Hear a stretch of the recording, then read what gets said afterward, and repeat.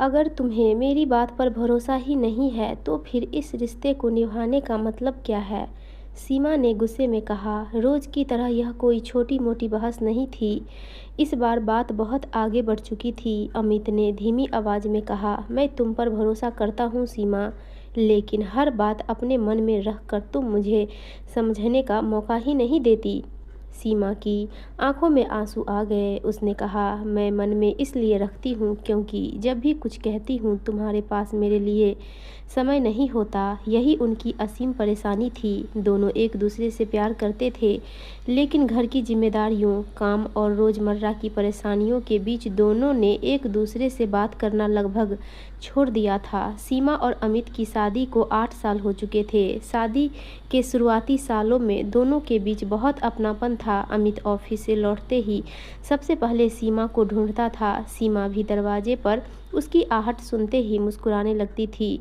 दोनों छोटी छोटी बातों पर खुश हो जाते थे। कभी सड़क किनारे चाय पीना, कभी बच्चों को लेकर पार्क चले जाना, तो कभी रात में छत पर बैठकर देर तक बातें करना। उनके लिए यही खुशियाँ थी। लेकिन समय के साथ घर की जिम्मेदारियां बढ़ती गई। 2 बच्चों की पढ़ाई, घर का खर्च, अमित की नौकरी और सीमा की दिन भर की जिम्मेदारियां उनके बीच धीरे धीरे एक दीवार खड़ी करने लगी। अमित को लगता था कि वह परिवार के लिए बहुत मेहनत कर रहा है। सीमा को लगता था कि घर और बच्चों के लिए वह भी दिन रात मेहनत कर रही है, लेकिन उसकी मेहनत को कोई देखता ही नहीं। उस रात भी बहस इसी बात से शुरू हुई थी। सीमा ने कुछ दिनों से अमित को परेशान देखा था। वह कई बार ऑफिस से लौटकर मोबाइल में कुछ देखने लगता और फिर अचानक चुप हो जाता। सीमा पूछती तो अमित कह देता, कुछ नहीं है।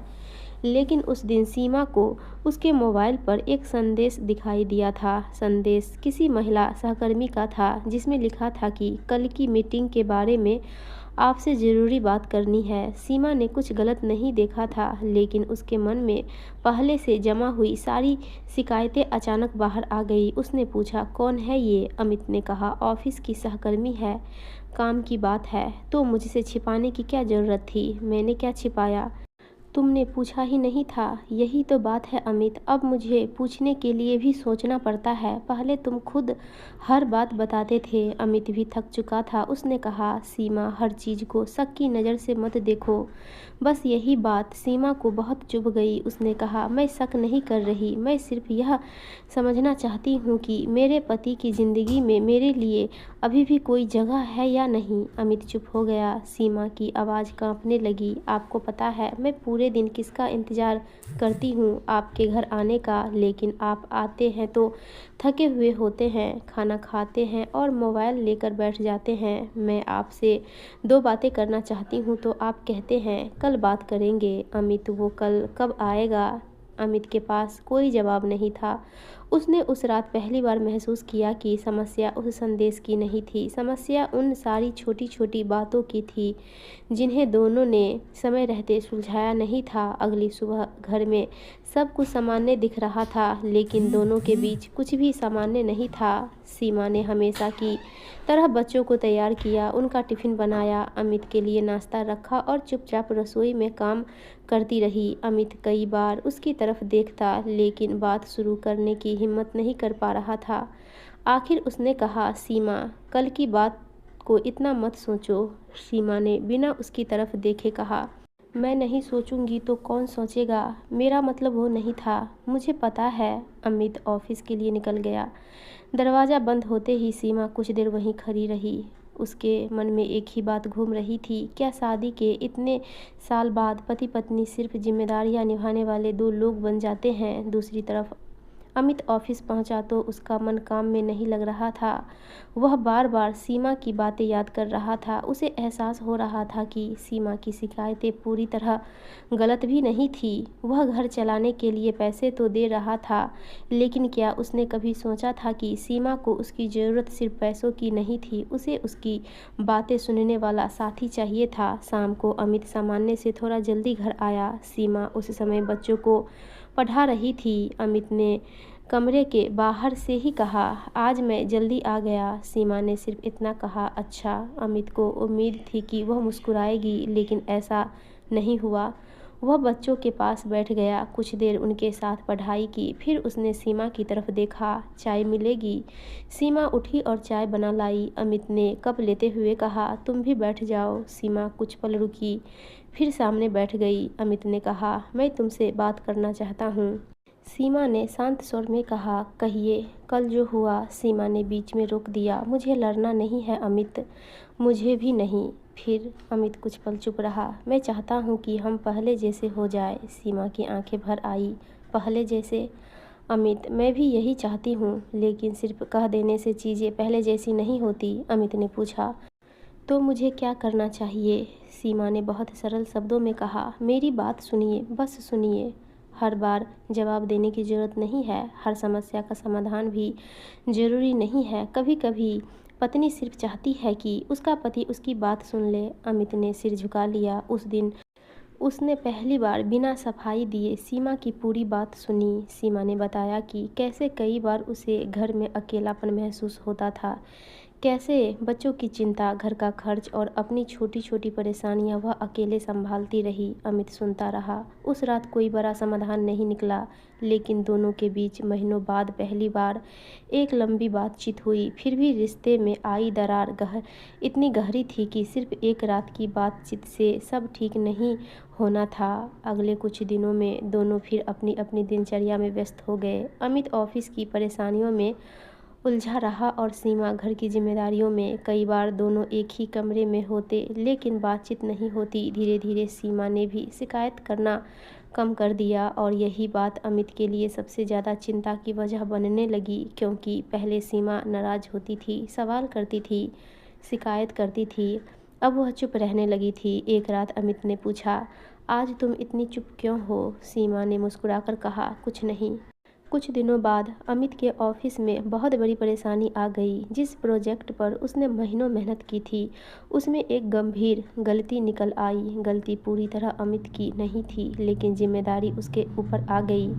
उसके अधिकारी ने उसे अगले दिन तक समस्या का समाधान निकालने को कहा। अमित ऑफिस से निकलते समय बहुत परेशान था। उसके मन में नौकरी जाने का डर था, घर का लोन था, बच्चों की फीस थी और कई जिम्मेदारियां थीं। वह रास्ते भर सोचता रहा कि अगर नौकरी चली गई तो वह परिवार को कैसे संभालेगा। घर पहुंचकर उसने दरवाज़ा खोला। सीमा ने उसे देखा तो समझ गई कि कुछ ठीक नहीं है। उसने पूछा, क्या हुआ? अमित ने कहा, कुछ नहीं। सीमा कुछ पल उसे देखती रही। पहले की सीमा होती तो शायद कहती, आप हर बार कुछ नहीं कहते हैं, लेकिन इस बार उसने ऐसा नहीं किया। उसने सिर्फ पानी का गिलास उसके सामने रखा और कहा, जब मन करे तब बतलाइएगा। अमित सोफे पर बैठ गया। कुछ मिनट बाद उसकी आंखों में आंसू आ गए। सीमा सीमा उसके पास आकर बैठ गई। हाँ, आज ऑफिस में बहुत बड़ी परेशानी हो गई। फिर अमित ने उसे पूरी बात बता दी। सीमा ध्यान से सुनती रही। जब वह अपनी बात खत्म कर चुका तो सीमा ने कहा, आपने मुझे पहले क्यों नहीं बताया? अमित ने कहा, पता नहीं, शायद मुझे लगा कि मैं खुद संभाल लूँगा। सीमा ने धीरे से कहा, हर चीज़ अकेले संभालना जरूरी नहीं होता। अमित ने उसकी तरफ देखा। तुम नाराज़ नहीं हो? सीमा ने कहा, आपकी परेशानी देखकर मैं आपसे नाराज़ कैसे रह सकती हूँ? उस जवाब ने अमित को अंदर तक छू लिया। उसने कहा, तुम्हें पता है सीमा, आज मुझे समझ आया कि मैं कितनी बड़ी गलती कर रहा था। क्या? मैं हमेशा सोचता रहा कि मैं घर के लिए कमाता हूँ, इसलिए परिवार की सबसे बड़ी जिम्मेदारी मेरी है। लेकिन तुमने भी तो कभी छुट्टी नहीं ली। तुम रोज़ बच्चों को संभालती हो, घर संभालती हो, मेरी चिंता करती हो, और फिर भी मैंने तुम्हें कभी नहीं पूछा कि तुम कैसी हो। सीमा की आंखों से आंसू निकल पड़े। मुझे पैसे से ज़्यादा आपका साथ चाहिए था अमित। अमित ने पहली बार उसका हाथ पकड़कर कहा, मुझे माफ़ कर दो। सीमा ने कोई जवाब नहीं दिया, बस उसका हाथ पकड़ लिया। उस रात दोनों ने देर तक बात की। अमित ने अगले दिन ऑफिस की समस्या को लेकर कई उपाय सोचे। सीमा ने भी उसे हिम्मत दी। अगले दिन अमित ऑफिस गया और अपने अधिकारी के सामने पूरी जिम्मेदारी से बात की। उसने समस्या का समाधान निकाला और धीरे धीरे स्थिति संभल गई। शाम को घर लौटते समय अमित के मन में एक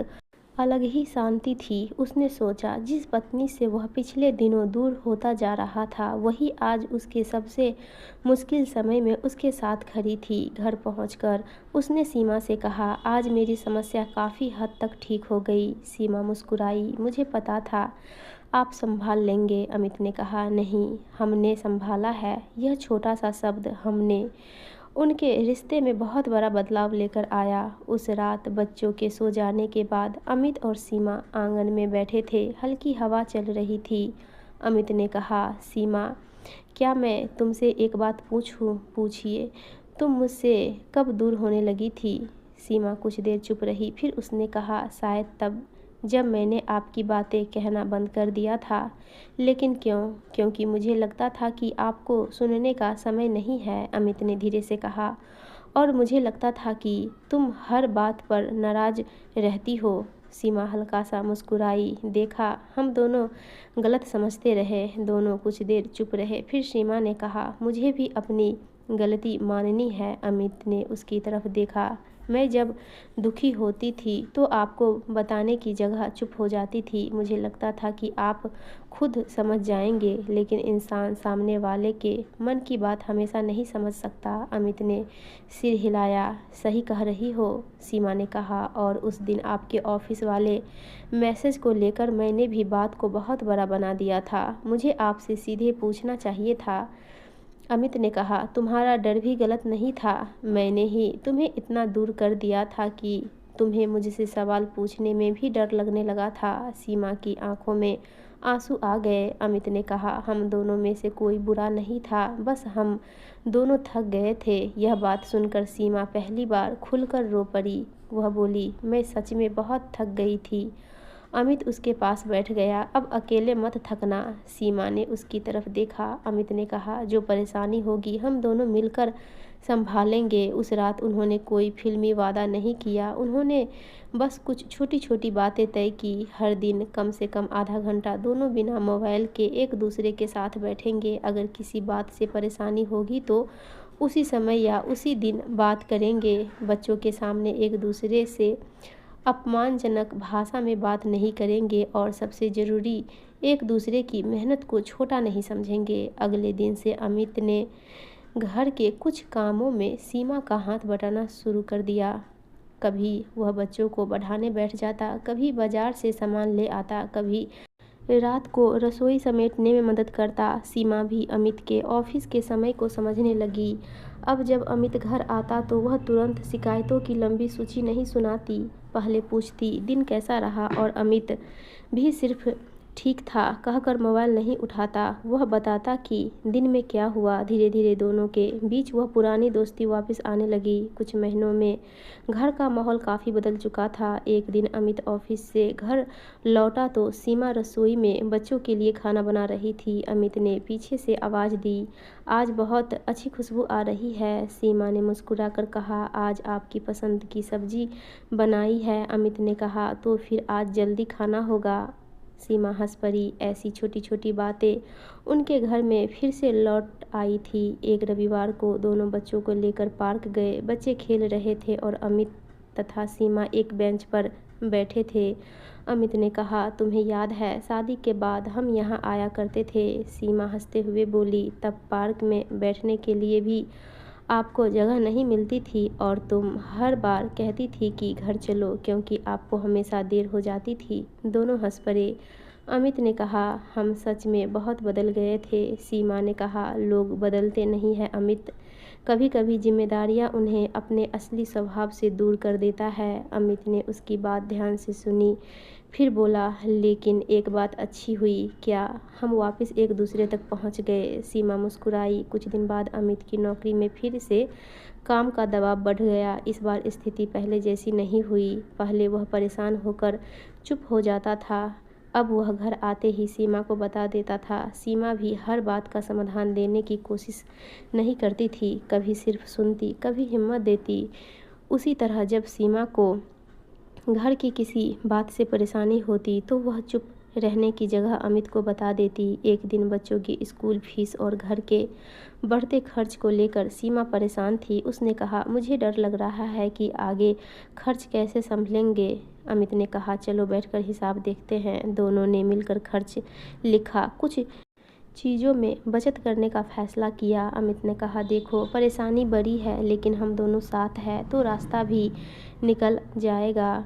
सीमा ने कहा, पहले मैं ऐसी बातों से अकेले डरती थी, अब नहीं डरना। क्यों? क्योंकि अब तुम्हारा पति सिर्फ कमाने वाला आदमी नहीं है, तुम्हारा साथी भी है।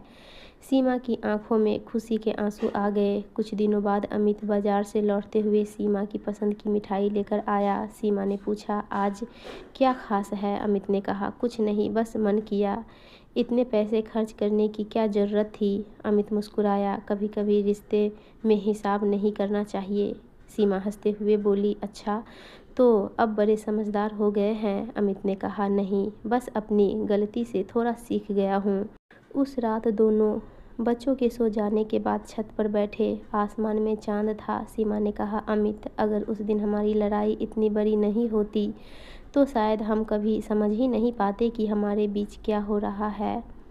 अमित ने कहा, कभी कभी रिश्ते को बचाने के लिए एक बड़ी बातचीत ज़रूरी होती है। सीमा ने कहा, लेकिन उस बातचीत में दोनों का सच बोलना भी ज़रूरी है। अमित ने उसकी तरफ देखकर कहा, और सामने वाले का सच सुनना भी। दोनों मुस्कुरा दिए।